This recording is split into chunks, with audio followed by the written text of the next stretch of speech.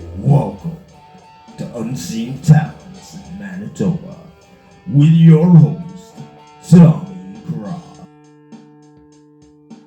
How's it going? What's up, Tommy? How you doing, JBOMB? What's going on, my man? Not much, man. This is my first podcast interview, so thanks for having me. Yeah, man. I'll be gentle. Don't worry. I know the first time's always hard. This guy loves the edgy comedy. He's awesome. Yeah. All that shit. Anyways, here. What you got? You must have something going on here. I heard you had some shows coming up. I have 3 shows. In the summertime, I run my contracted business. So it's a little slower for me. Prefer to tour in the fall and winter. But I got a gig coming up on July 18th in Weyburn, Saskatchewan, hosting the Bad Apples comedy show. That should be dope. And we have Super dope. two more shows coming back to Winnipeg. One in Carberry, Manitoba, and then one in Eli. The rural towns, they just love entertainment. Oh man, do they ever, right? They do. Anything they can get their hands on, right? Yeah, that's right. It's like they absolutely love it, especially if you're a local guy, like a younger guy coming up in the business, right? Mm-hmm. Like I know that we're not exactly younger guys in the business anymore, but we're still young guys compared to some of these guys that are like just giving her, right? So Yes. But yeah, so I guess the first question I really have here, other than all that fun stuff, is how long have you been in this comedy stuff? I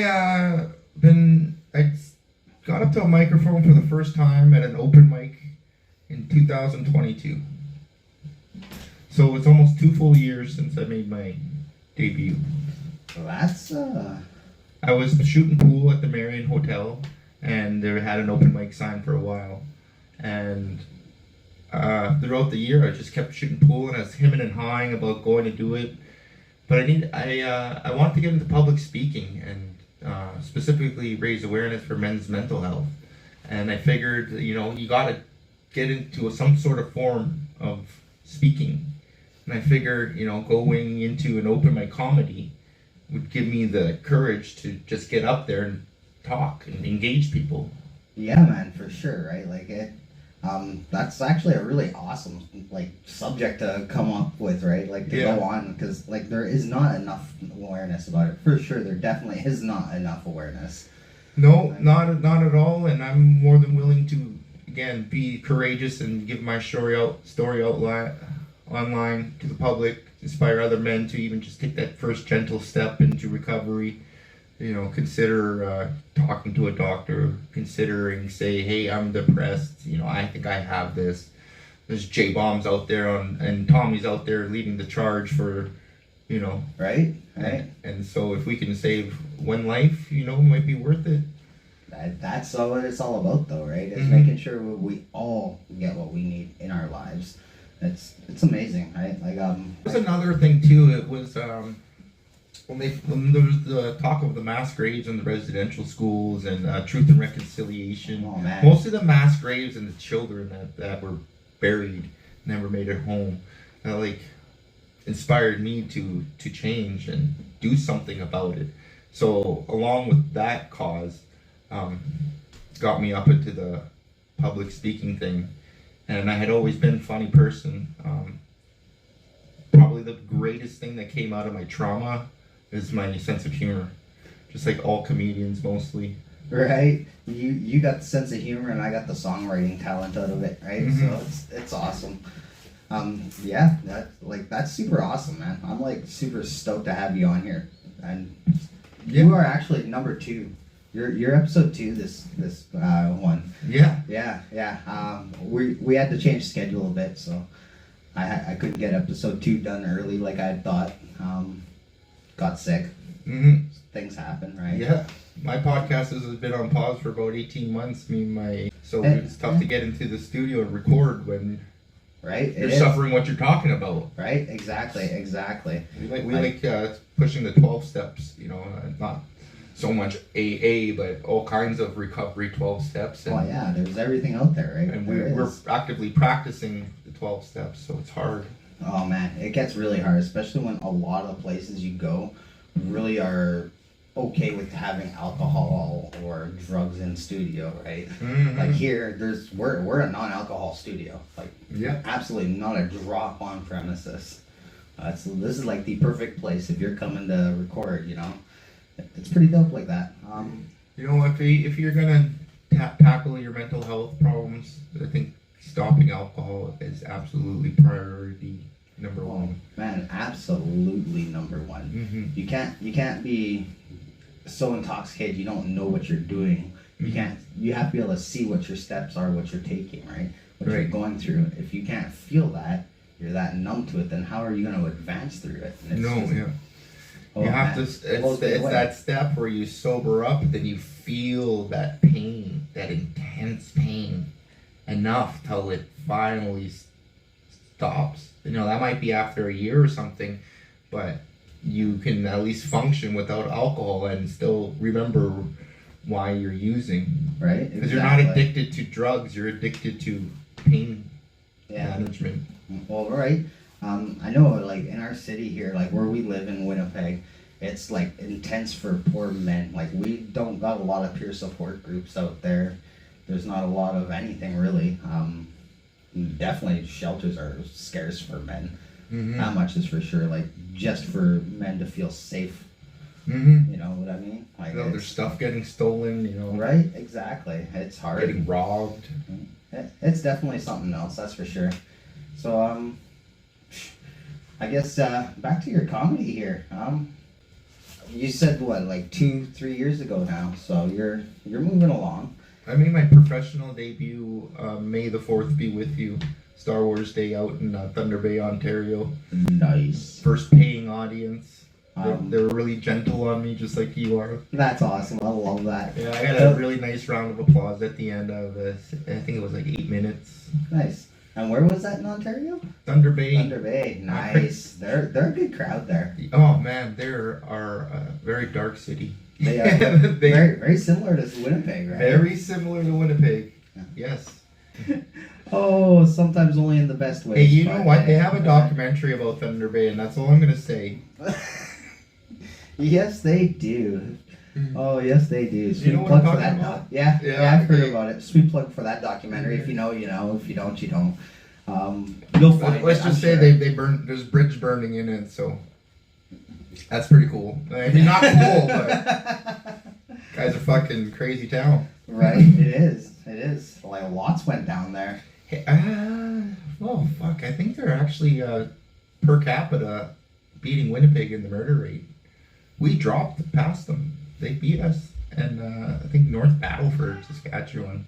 Nice. Yeah. Nice. That's wild. Oh man. Mm-hmm. So what's what'd you bring in with you today? What kind of material did you just coming in totally off the hip? Or? No, actually, I brought my my joke books. I was gonna say something about writing down your jokes. Oh, yeah. I was started off as that guy with a sense of humor. Yeah. Be at work or wherever, cracking jokes and giving everybody a little laugh. And I knew I was funny. I just enjoyed being funny. To be honest, when I was about 12 or 13, I was finally able to go out and have friends and stay out, you know, away from my trauma. And I did something funny, and they laughed. And it was the first time I ever really experienced joy. I never experienced, I could only experience it through them. And then when the night was over, I'd go home and I'd lie in my bed and I'd think about the joke I made, and I'd remember how happy my friends were.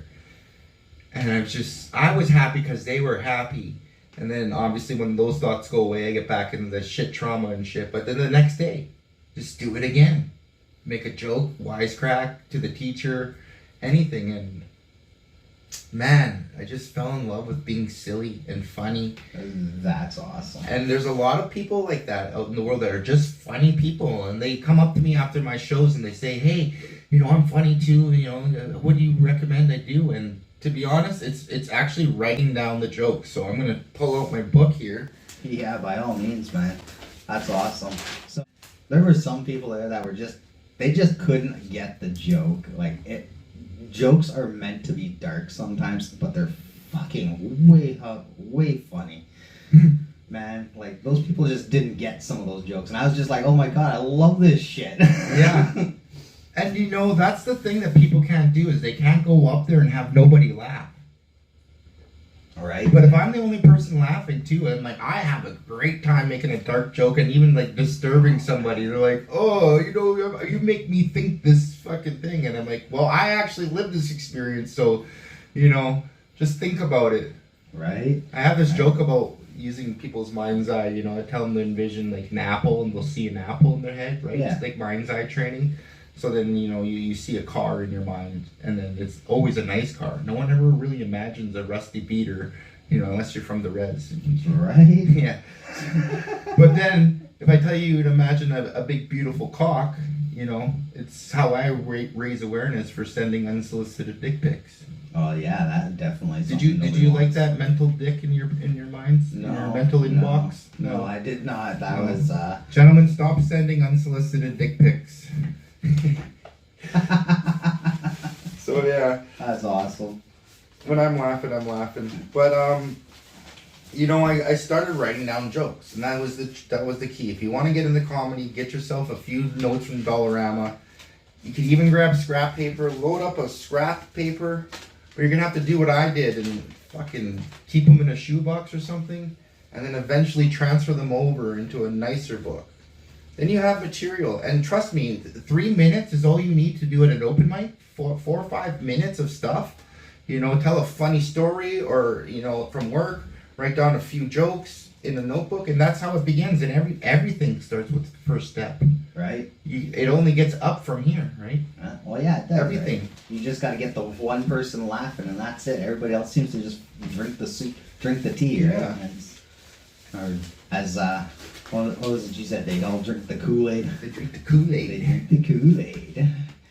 Yeah, that was another good joke. I just wrote that one as like the similarities between the science between laughter being contagious. You know, so you get everyone's attention, and you tell them like, hey, you know, if you could just stop the table chatter and we could focus, it's gonna be a funnier show, because laughter's contagious. You see someone laughing, and you're like, well, I may not like the joke, but this person did, and so I'm paying attention, and I see them laughing, I catch the vibes, I chuckle, right? Yeah. And so that's the same premise behind starting a cult.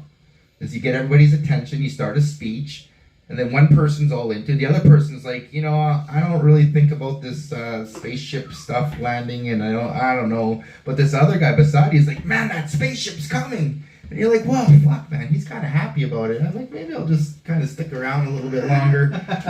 And, you know, you don't just, when you start a cult, you don't talk to them individually. No. You talk to them as a group, and then they talk amongst themselves. And right? I don't have a cult yet. Working on it. My cult would be, if I could have a cult, it would just be the boys. Just talking about mental health. You know, join me. If you got fucking mental health problems, follow the podcast, talk to us, man. That's what I want. That's what I see myself talking to. And maybe even one day expand into business, because I am a contractor. I always wanted to give business advice. If I can recommend a book to start, that's Rich Dad, Poor Dad, for anybody who's thinking about any kind of entrepreneurial shit. It's a good one. You know, I know corporate tax, income tax, personal tax, source deductions, all that stuff. Questions I can answer them quickly. You know, where to start, how to register a business even. Oh man, those are all things that are like very super imperative, right? Like you need to know a lot of that stuff, like the taxes especially, because the government's a real prick when it comes to the taxes. Oh yeah. Like man, they're intense when they want to take those taxes from you. You know, it always starts with a proper bookkeeping and accounting. You know, you get what you pay for. So rather than, you know, trying to profit lots, just pay a good bookkeeper off the hop. Profit 5 years, a delayed gratification. Oh man. But my main meaning behind all of this is going from trauma surviving into life thriving. Yeah. I'm 40 years old now. I think I'm almost an elder. My wizard beard's coming. I got a few wisdom hairs in here. Oh yeah. Soon I'll be a full-on Merlin.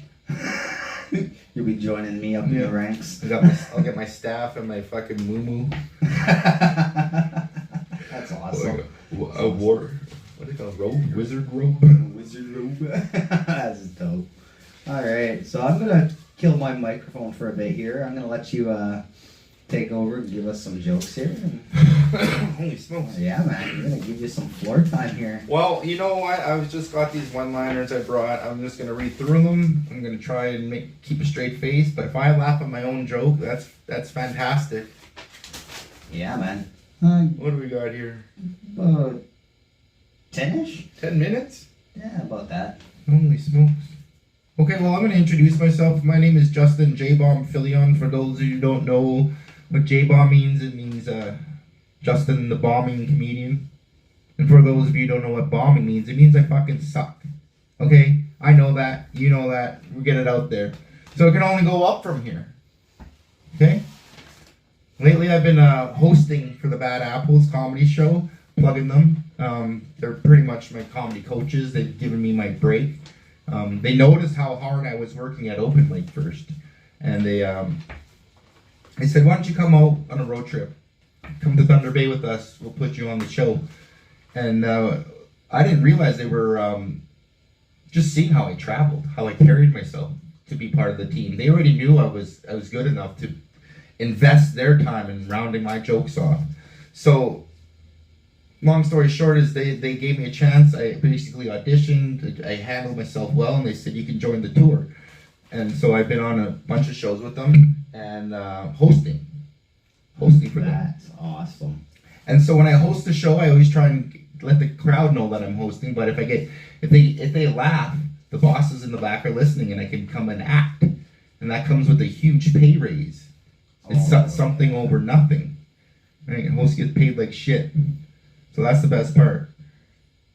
No, really though, the best part is that they're gonna stop sexually assaulting me. Yeah, paying my dues, casting couch. You know what? Actually, it gets even better. There's one more super good part we're looking forward to. Is that we get to hire somebody that I get to sexually harass.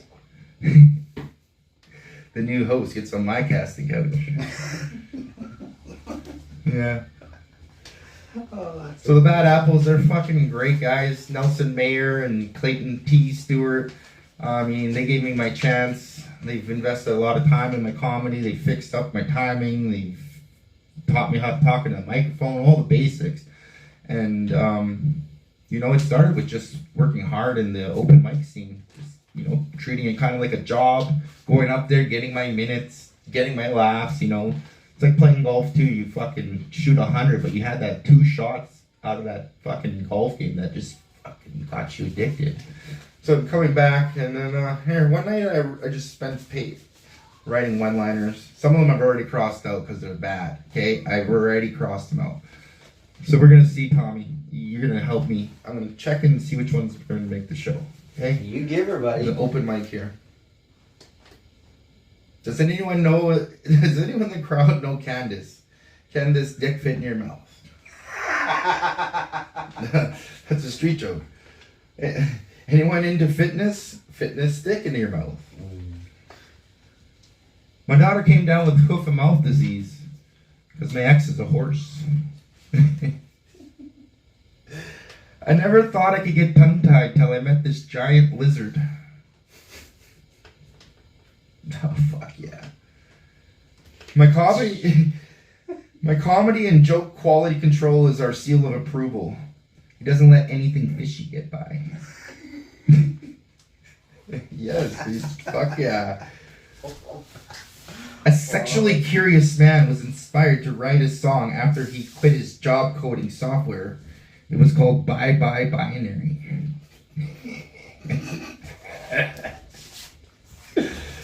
Beavers block the flow of water.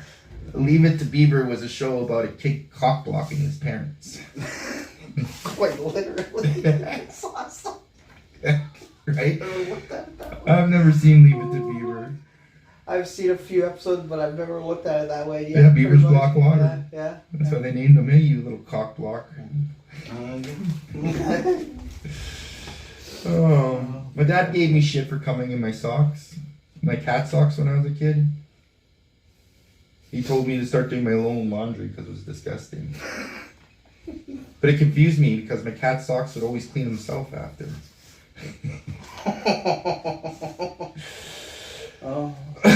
This one is terrible, but I'm going to stand by it too. They remade the first Spider-Man in Australia. The main protagonist is now Norman Ozzy Osborn. He bit the head off of Batman. What? It's now a DC Marvel crossover. That's for my nerd friends. Oh, yeah. I heard they were originally called Fantera. But their first manager who discovered them was Filipino. I found this fabulous band called Bandera. Oh, fuck yeah. I met this girl online. She told me she was a swinger and that all her girlfriends like to swing too. She does live show and invited me to watch. I love trapeze artists. Cirque du Soleil. Fucking awesome. Oh my god, no, not that one. This one. That's a good one all on its own. I think KFC owes Subway royalties for the name Big Crunch Sandwich. When in Rome, make sure you use a condom. He has HIV.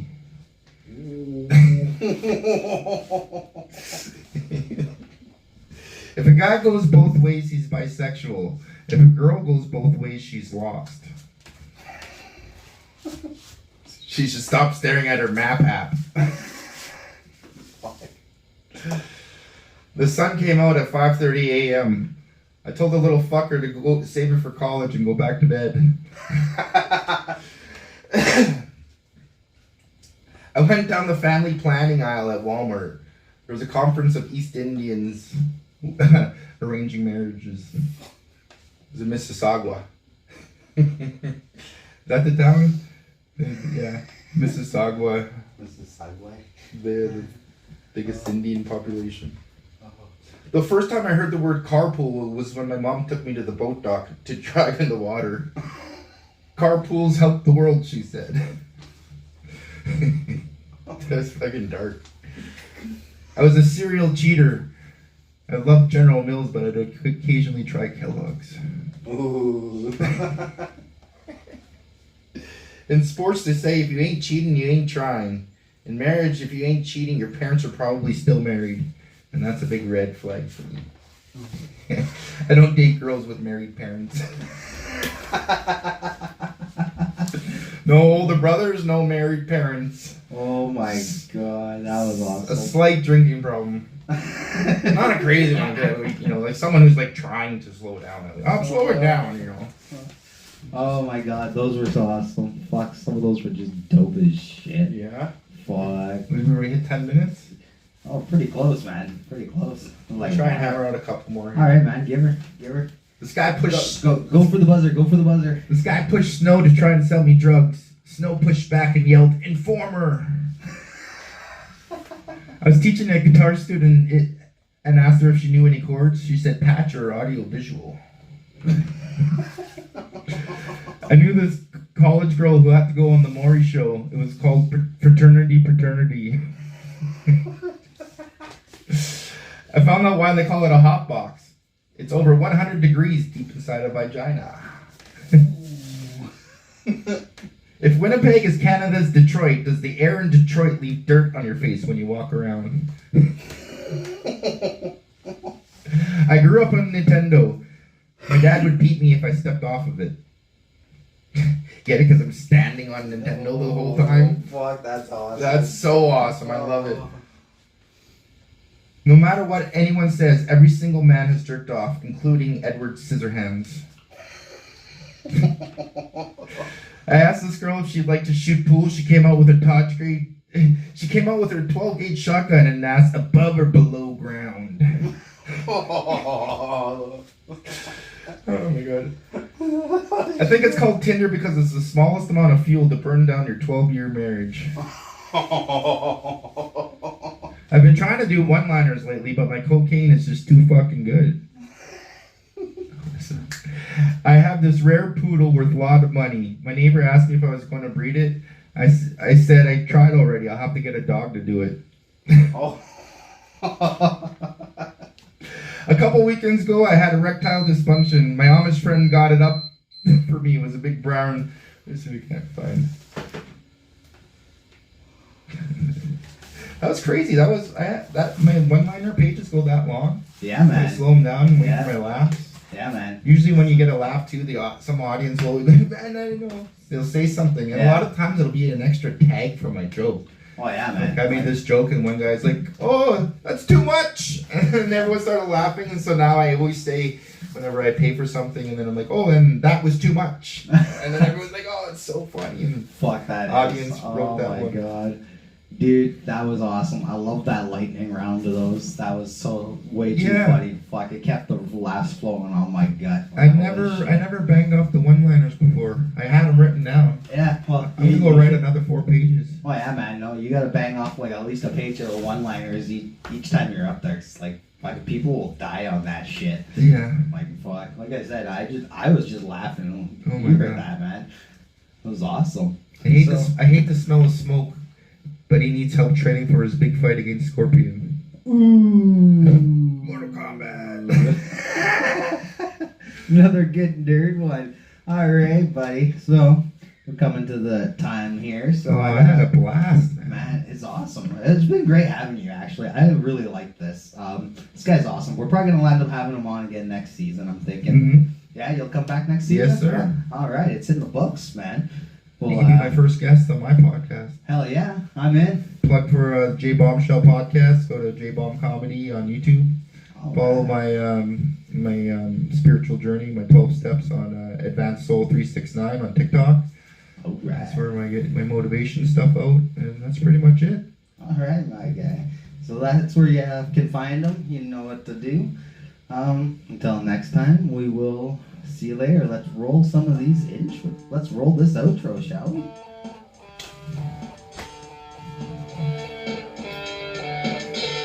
So, I'll talk about guitar next time.